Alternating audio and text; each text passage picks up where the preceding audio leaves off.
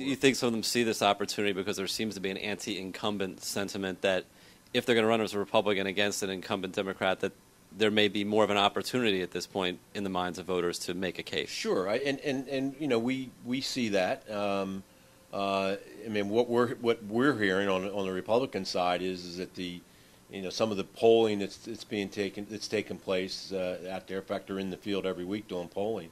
That the anti-incumbent sentiment is more directed to the Democratic side of the aisle than it is the Republican. But I think all Republican incumbents are going to have to work extra hard this year to get through that.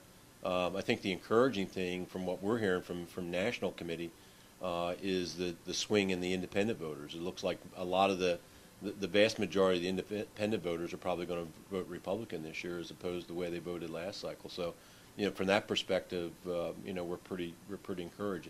What they've been doing is using the '94 election as kind of the base, and they're comparing everything that's going on this year to that base. And I was in Atlanta about 3 weeks ago, and the report that came out of that trip was that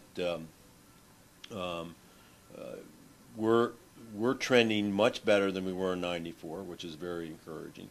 The National Committee is raising more money for legislative races than they ever have before, and the money is just coming to them. They're not having to go out and knock on doors, but the money just seems to be coming to them. So I think all those factors are very encouraging for us. And it's not to say that this is going to be a cakewalk and it's going to get done, but we have the quality of candidates. I think if they knock on doors and get in front of the voters, I think the voters are going to probably vote our way. In some ways, Happy, you don't have to run as an incumbent? No, that didn't have anything to do. That didn't have anything to do with it.